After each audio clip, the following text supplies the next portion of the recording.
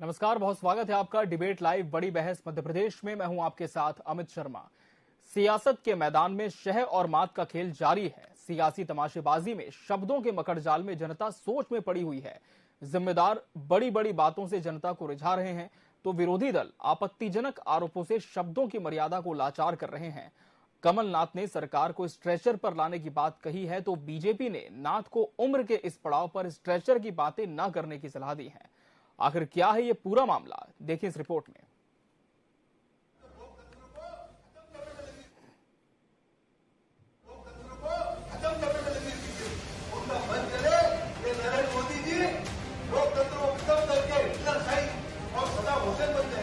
कांग्रेस के लोग प्रधानमंत्री जी की लोकप्रियता से बुरी तरह बौखलाए हुए हैं। मन के भाव अब शब्दों में प्रकट होते हैं।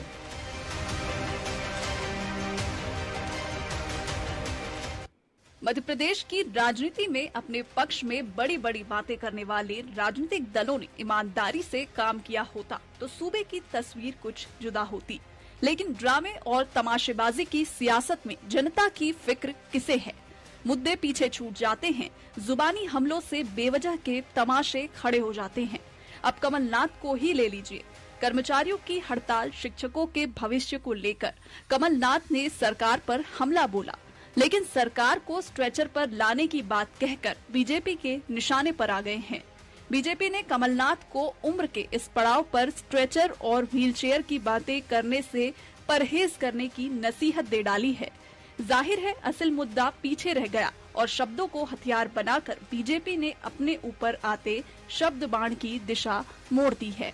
एक दूसरे पर आरोप लगाते हुए नेता जुबानी मर्यादा तो भूल ही जाते हैं। प्रधानमंत्री पर अशोभनीय टिप्पणी करके अपने ऊपर ही सेल्फ गोल कर लेते हैं।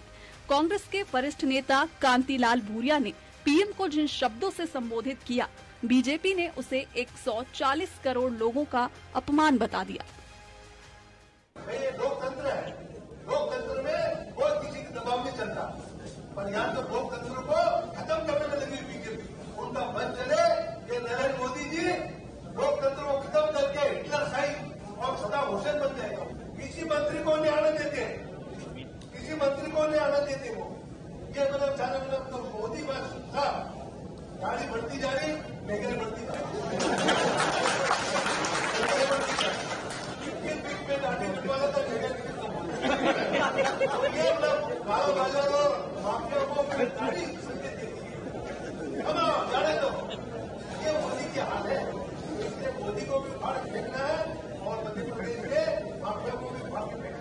कांग्रेस के लोग प्रधानमंत्री जी की लोकप्रियता से बुरी तरह बौखलाए हुए हैं और उस बौखलाहट में वो सामान्य शिष्टाचार भूल जाते हैं, प्रधानमंत्री जी की गरिमा भूल जाते हैं, पद की गरिमा भूल जाते हैं। अब मैदान तो मुकाबला नहीं करते, मन के भाव अब शब्दों में प्रकट होते हैं। लेकिन सूरज पर अगर कोई धूल डालने की कोशिश करेगा तो वो धूल उसी के चेहरे पर आकर लगेगी। जुबानी तीर चलते हैं तो दोधारी तलवार बन जाते हैं। विपक्ष को हलाल कम करते हैं, खुद भी उसके दूसरे सिरे से चोटिल हो जाते हैं। नेता इन्हीं जुबानी हमलों को आधार बनाकर असल मुद्दों से जनता को गुमराह करने में कामयाब हो जाते हैं। बहरहाल ये जुबानी तीर कहां तक जाते हैं और मुद्दों पर इसका कितना असर होता है, ये देखने वाली बात होगी। भोपाल से टीवी 24 के लिए जीएस गोविंद की रिपोर्ट। तो स्ट्रेचर पर कौन है, सियासत या मर्यादा? ये बड़ा सवाल बना हुआ है कि आखिर राजनीति में क्या शब्द इतने हल्के हो गए हैं कि एक दूसरे पर जब आरोप प्रत्यारोप लगाया जाता है तब भाषा की मर्यादा का भी ध्यान नहीं रखा जाता। आज इसी विषय पर हम चर्चा करेंगे और हमारे साथ खास मेहमानों का पैनल भी जुड़ चुका है। आपको सबसे पहले उनसे रूबरू करा दें। हमारे साथ सह मीडिया प्रभारी भाजपा से आशीष तिवारी जी जुड़े। आशीष जी, आपका बहुत बहुत स्वागत है डिबेट लाइव में। कांग्रेस प्रवक्ता संतोष परिहार इस डिबेट का हिस्सा है। संतोष जी, आपका बहुत बहुत स्वागत है। वरिष्ठ पत्रकार शशिकांत त्रिवेदी जी भी हमारे साथ जुड़े हैं। शशिकांत जी, आपका भी बहुत बहुत स्वागत है इस चर्चा में। आशीष जी, जिस तरह से कांग्रेस का बयान आया, इस पर बीजेपी का पलटवार भी आया, लेकिन जहां तक बात हो रही है भाषा की मर्यादा की, क्या आप मानते हैं कि ये न सिर्फ सत्ताधारी दल का एक दायित्व होता है, बल्कि जो विपक्ष होता है उसे भी भाषा की मर्यादा का ध्यान रखना चाहिए, और ये तब और ज्यादा जरूरी हो जाता है जब इस तरह की चीजें पब्लिक डोमेन में डिलीवर की जाती हैं? आरोप लगाएं, इसमें कोई गुरेज नहीं है, राजनेता अक्सर ऐसा करते हैं, लेकिन जो शब्दों की राजनीति मध्य प्रदेश में इन दिनों हो रही है, उसे कितना आप सही मानते हैं?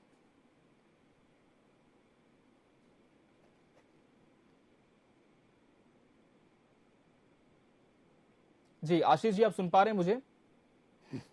जी जी आशीष जी। जी बोले आशीष जी, जी मैं एक बार फिर से सवाल दोहरा देता हूं। जी जी, जिस तरह से आशीष जी, अब मध्य प्रदेश में जब राजनेता एक दूसरे पर आरोप प्रत्यारोप करते हैं, शब्द बाण चलाते हैं, तो अक्सर ये देखा जा रहा है कि जो भाषा है वो काफी हल्की हो चुकी है। पब्लिक डोमेन में भी इस तरह की चीजें अब रखी जाने लगी हैं जिसे कहीं पर भी कहना बहुत आपत्तिजनक हो जाता है, चाहे आप किसी भी दल में हो, किसी भी पद पर बैठे हो। मध्य प्रदेश में इन दिनों जो भाषा को लेकर कहा जा रहा है, भाषा पर जो एक लगातार हम देख रहे हैं कि आरोप प्रत्यारोप का दौर चल रहा है, जो अशोभनीय टिप्पणियां हो रही हैं एक दूसरे के खिलाफ, उसे किस तरह से आप देखते हैं?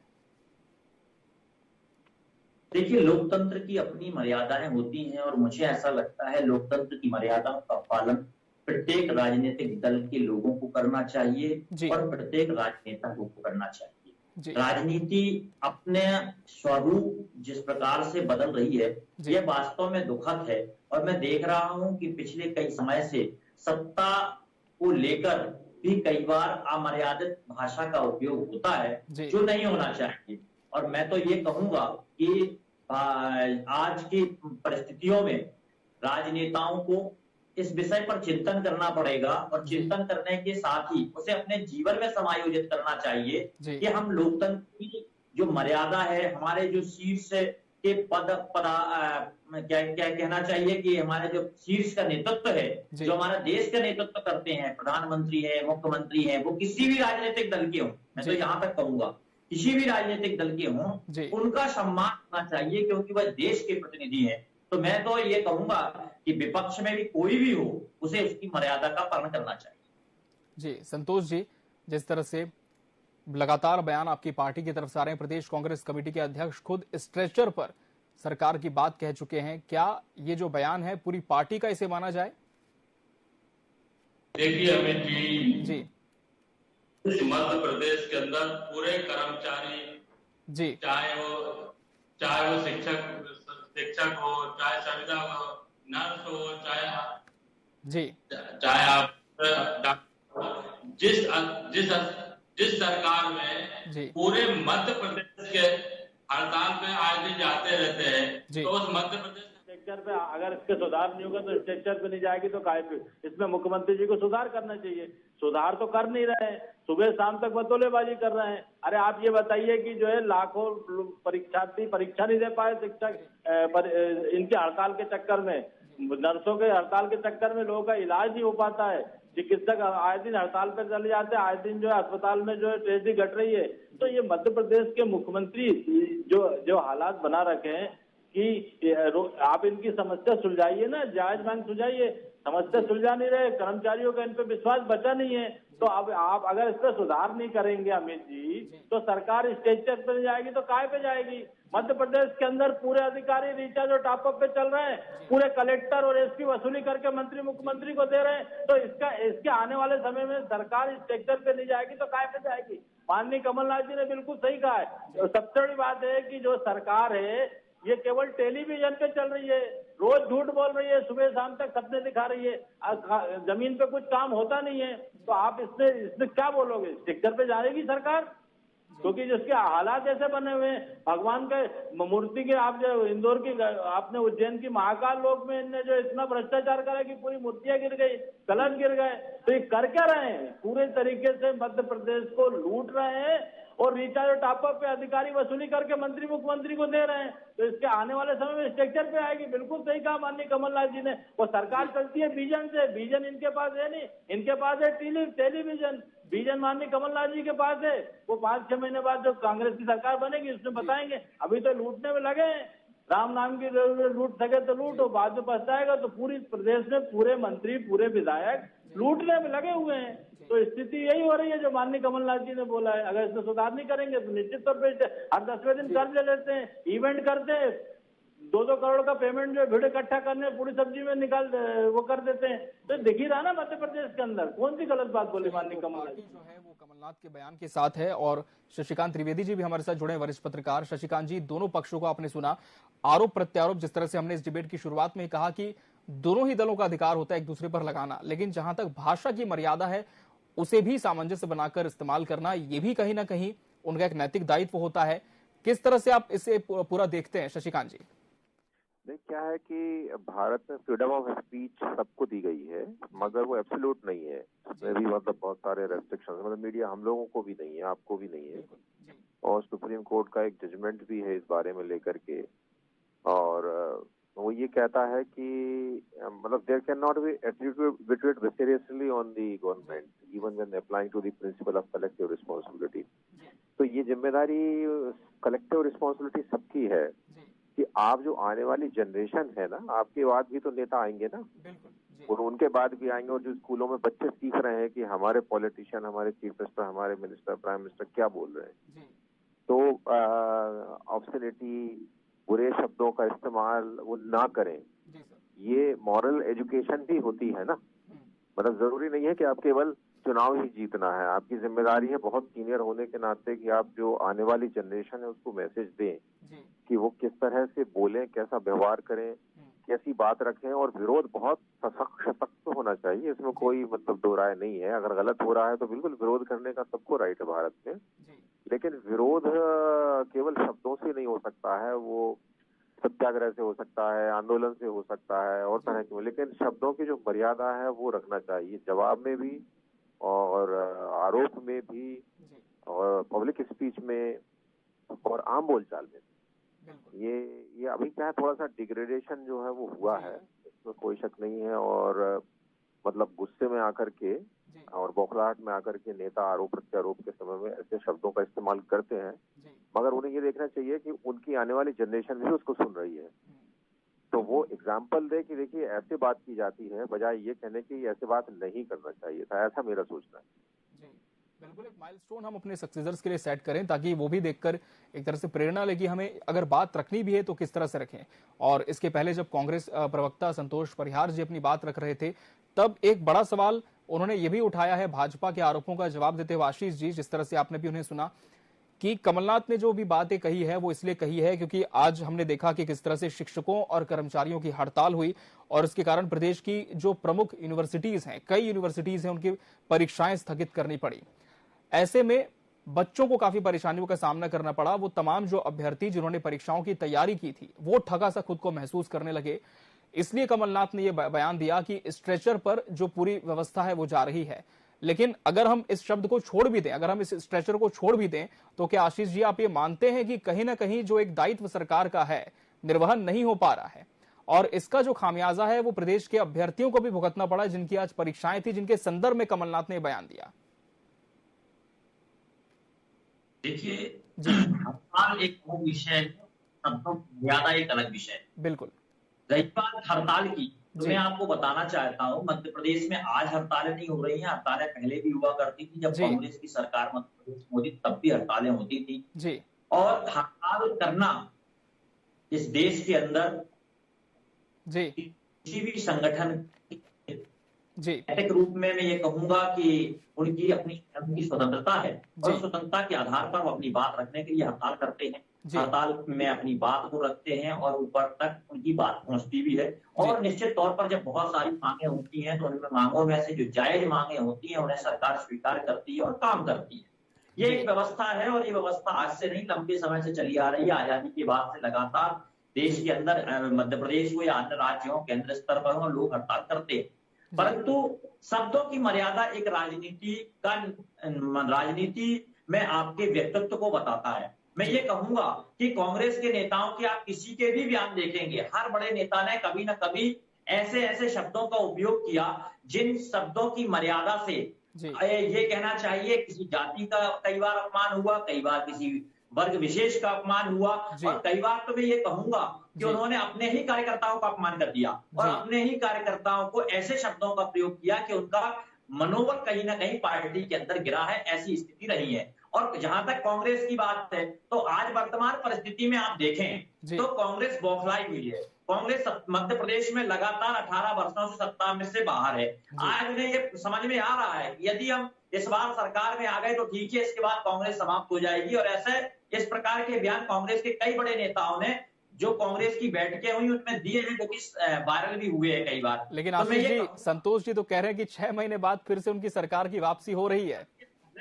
आग्रहपूर्वक कहूंगा कि विपक्ष की अपनी एक जिम्मेदारी होती है और विपक्ष की भूमिका को अदा करने का दायित्व कांग्रेस का है, तो उसे नैतिकता के आधार पर विपक्ष की भूमिका अदा करनी चाहिए। शब्दों की अपनी एक मर्यादा है। जब कोई मुख्यमंत्री होता है, कोई देश का प्रधानमंत्री होता है, तो वो केवल एक व्यक्ति का नहीं होता, एक राजनीतिक पार्टी का नहीं होता, वो संपूर्ण प्रदेश का होता है। और उसके ऊपर यदि आप किसी प्रकार की बात कर रहे हैं, और मैं तो ये कहूंगा राहुल गांधी जी ने तो भारत के बाहर भी भारत की ऐसी बातें की, भारत की सुरक्षा को लेकर, मतलब जो देश के अंदर की बातें होना चाहिए थी वो देश के बाहर की। तो इन्होंने शब्दों की मर्यादाओं का पालन नहीं किया। साथ ही साथ इन्होंने जो देश की मर्यादा होती है उसका भी पालन नहीं किया है। तो कांग्रेस लगातार अपमानित करने का काम अपने कार्यकर्ताओं का भी करती रही है और देश को भी अपमानित करने का काम किया है। जी, जवाब दे संतोष जी। तमाम आरोप आप पर लगाए आशीष तिवारी जी ने और साफ तौर पर यह भी कहा है कि जो नैतिकता का है वो हनन विपक्ष कर रहा है, शब्दों की मर्यादा को बार बार कांग्रेस तोड़ रही है। अमित जी, ये बताइए आप कि पूरे मध्य प्रदेश के अंदर किसान अपने आप को ठगा महसूस कर रहा है, व्यापारी अपने आप को ठगा हुआ महसूस कर रहा है जीएसटी की मार से। मध्य प्रदेश के अंदर पूरी तरीके से कर्मचारियों की हड़ताल, नर्सिंग की हड़ताल, डॉक्टरों की हड़ताल, लाखों परीक्षार्थी परीक्षा नहीं दे पाए। इसके बाद हमारे मध्य प्रदेश के मुख्यमंत्री सुबह से शाम तक झूठ बोल रहे हैं, इवेंट कर रहे हैं, करोड़ों रुपए जो है ब्रांडिंग में खर्च कर रहे हैं।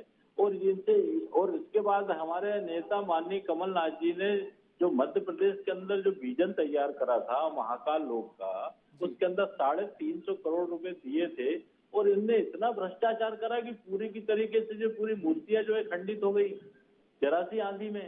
तो कितने भ्रष्टाचारी लोग हैं, कितने निकम्मे लोग हैं। और ये इनसे क्या उम्मीद की जा सकती है? काराम डैम घोटाला, पोतड़ाहार घोटाला, घोटाले पे घोटाला, व्यापम घोटाला, डंपर घोटाला। तो ये मध्य प्रदेश के अंदर तो केवल घोटालों की सरकार है। अब तो ये भगवान को भी नहीं छोड़ रहे हैं। राम नाम की लूट है, लूट सके तो लूट, हम क्या कल पछताएगा, पा जाएंगे झूठ। मध्य प्रदेश के मंत्री और मुख्यमंत्री इतने ज्यादा गैर जिम्मेदार ना रोज ध्यान देते हैं, इनसे क्या उम्मीद की जा सकती है? इनसे यही उम्मीद की जा सकती है कि मध्य प्रदेश को लूट के पूरा कंगाल करके जाने की स्थिति में है। इससे जो है जितने भी भारतीय अधिकारी आयोग भारतीय जनता पार्टी का जो बिल्ला लगा है वो भ्रष्टाचार करके मंत्री मुख्यमंत्री को दे रहे हैं। बिल्कुल जवाब दिया जाएगा। अरे आप ये सड़क आप बताइए कि मेडिकल कॉलेज कितने थे प्रदेश के अंदर? आप बताइए कि अधोसंरचना के क्षेत्र में आपने क्या काम किया? आपने बेरोजगारों को रोजगार देने के लिए क्या काम किया?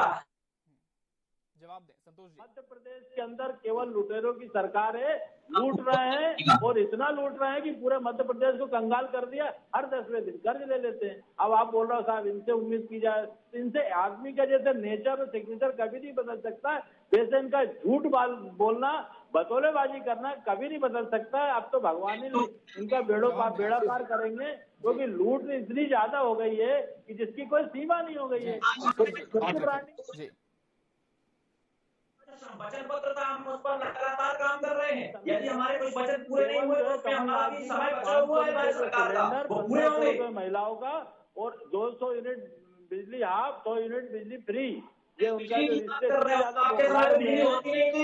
आप याद करो 50 होती थी की सरकार थी तो 50, ये तो 80% खा गए पूरे महाकाल लोक के अंदर। तो इनसे क्या उम्मीद की जा सकती? इनके मंत्री जो है भूपेंद्र सिंह जी कह रहे थे कि साहब इनने तो कुछ बोले कांग्रेस ने भ्रष्टाचार नहीं करा, हम कांग्रेस पे आरोप नहीं अरे आरोप क्या लगाओगे?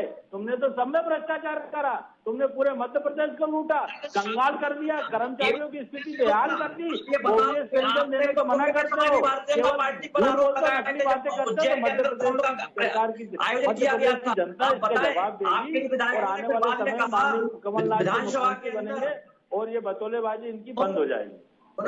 केवल इसमें कोई ज्यादा देर इंतजार की बात नहीं है, पड़पड़ाने से कुछ नहीं होगा। माननीय कमलनाथ जी आ रहे हैं और मुख्यमंत्री बनेंगे और अपनी पूरे वादे पूरे करेंगे। जो किसानों का कर्जा माफ हुआ था, बचा हुआ था, उसको माफ करेंगे। 500 रुपए सिलेंडर, 1500 रुपए बहनों के, महिलाओं के और 2500 रुपए जो है आप कर्नाटक में सरकार में आए, आपने भी किया क्या? कर्नाटक में तो तुम बोले झूठे लोग हो कि कर्नाटक के वादे करके हम जो बजरंग बली का नाम लो, वोट डालो। बजरंग बली ने दिखा दिया ना, यहाँ से महाकाल भोलेनाथ दिखाएंगे कि मध्य प्रदेश के अंदर माननीय कमलनाथ जी हनुमान वक्त आ रहे हैं और मुख्यमंत्री की शपथ लेंगे और जितने भी मध्य प्रदेश के अंदर जो अत्याचार हुए, लूट हुए, उसका सबका जवाब जो है लिया जाएगा। बिल्कुल चिंता मत करिए। कल जो साइकिल से आए थे आज फॉर्च्यूनर पे चले गए, पूरा लूट लिया 18 साल वरिष्ठ पत्रकार शशिकांत त्रिवेदी जी का भी हम रुख कर लेते हैं इस डिबेट की शुरुआत से जो हमारे साथ जुड़े हैं। शशिकांत जी, अब भाषा की मर्यादा की जब बात हो रही है तब अक्सर हम देखते हैं कि जो कभी कार्यकर्ता हो गए या फिर कुछ और नेता हो गए, वो इस तरह का बयान देते हैं जिस पर काफी ज्यादा राजनीति हो जाती है, बहुत सियासत गरमा जाती है। लेकिन जब पार्टी के शीर्ष पदों पर बैठे हुए दिग्गज ऐसा करते हैं तब क्या कदम उठाया जाना चाहिए? एक कोड ऑफ कंडक्ट बनना चाहिए, जैसे पत्रकारों के लिए कोड ऑफ कंडक्ट हमारे आपके लिए होता है जी। उसका कोई कॉन्स्टिट्यूशनल टॉर्ट तो नहीं है, CORT टॉर्ट, मगर अकाउंटेबिलिटी कहीं तो फिक्स मतलब पार्टी ही करे। ये सुप्रीम कोर्ट के जजमेंट के बाद कई लोगों का मत नहीं हुआ है, उसका मत आया लोगों का, कोर्ट का मत नहीं है। कोर्ट का कहना ये है कि अगर कोई नेता ने कोई बयान दे दिया है तो उस पर आप किसी गवर्नमेंट को अकाउंटेबल नहीं कर सकते हैं, अगर वो कॉन्स्टिट्यूशनल राइट से भले उसका लेना देना हो नहीं हो। मगर इशू ये है कि क्या पार्टी तय नहीं कर सकती है कोड ऑफ कंडक्ट कि हमारे जो दल के लोग हैं वो क्या बात करेंगे पब्लिक में और क्या नहीं करेंगे। अल्टीमेटली क्या है, सबकी जिम्मेदारी जो कलेक्टिव रिस्पॉन्सिबिलिटी है वो ये है। मीडिया में भी क्या हम कोई भी गंदा शब्द इस्तेमाल कर सकते हैं? क्या आप कोई गंदी एडवर्टाइजमेंट इस्तेमाल कर सकते हैं? तो आप नहीं कर सकते, क्योंकि बच्चे भी देखते हैं, बच्चे भी सुनते हैं। तो आने वाले नागरिक क्या सीखेंगे, ये तो बड़े ही सिखाएंगे ना उन्हें।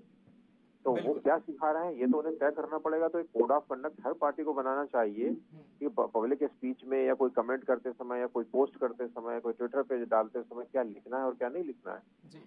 तो अपशब्दों का, ऑप्शन शब्दों का इस्तेमाल ना करें वो, या बुरे शब्दों का इस्तेमाल ना करें। कड़े शब्दों का इस्तेमाल बिल्कुल कर सकते हैं, इसमें कोई शक नहीं है। और वो कड़े शब्द बहुत अच्छे शब्द हो सकते हैं, साहित्यिक शब्द हो सकते हैं। इसमें विरोध उतना ही होगा जितना कि आप अपशब्दों का इस्तेमाल करें या ऐसे जिनको नहीं इस्तेमाल किया जाना चाहिए। तो कोई code of conduct her party को बनाना चाहिए, नॉट ओनली कोई कांग्रेस या बीजेपी है, जो भी पार्टी है, जो भी राजनीतिक दल है, उसको एक कोड ऑफ कंडक्ट अपना बनाना चाहिए कि शब्द क्या हो, क्या इस्तेमाल किया जाए। बिल्कुल, और कहीं ना कहीं ये बहुत जरूरी भी लग रहा है शशिकांत जी, क्योंकि अब चुनावी समय नजदीक है, रैलियां होंगी, सभाएं होंगी, आरोप प्रत्यारोप तो और ज्यादा बढ़ेंगे, पुरानी भी बातें निकाली जाएंगी। ऐसे में जिम्मेदारी भी तय होनी चाहिए कि हम पब्लिक डोमेन में किस तरह से स्पीच दे रहे हैं, किस तरह से अपनी बातों को रख रहे हैं, ताकि हम बात भी रख दें और इसका जो विरोध है वो राजनीतिक स्तर पर हो लेकिन नैतिक आधार पर किया जा सके। जो आरोप हैं वो भी नैतिकता के साथ लगाए जा सके और यही सबकी जिम्मेदारी भी होनी चाहिए। बहरहाल, अब तीनों मेहमानों का बहुत बहुत शुक्रिया हमसे इस डिबेट में जुड़ने के लिए और इसका सार्थक हिस्सा बनने के लिए आपका बहुत बहुत धन्यवाद। तो मध्य प्रदेश में भाषा की मर्यादा क्या अब टूट चुकी है, ये बड़ा सवाल है। हालांकि तमाम राजनीतिक पार्टियां यही दावा कर रही हैं कि जो भी बयान आते हैं वो राजनेताओं के होते हैं और उसका संदर्भ कुछ और निकाल लिया जाता है। लेकिन जनता भी समझदार है, किस तरह का उसका संदर्भ निकाला जाए, किस तरह के मायने निकाले जाएं। राजनेता उनसे भी ज्यादा समझदार हैं, क्योंकि कई बार इस तरह की बयानबाजी से जो जमीनी मुद्दे होते हैं वो भी डाइवर्ट हो जाते हैं। लेकिन फिलहाल देखना होगा कि जो नैतिकता है भाषा की, वो कहां तक मध्य प्रदेश की राजनीति में बरकरार रह पाती है और ये जिम्मेदारी कौन तय करता है। इसी के साथ मध्य प्रदेश डिबेट लाइव बड़ी बहस में आज के लिए फिलहाल इतना ही। अगली बार हम फिर हाजिर होंगे किसी नए विषय के साथ। तब तक के लिए मुझे दीजिए इजाजत। नमस्कार।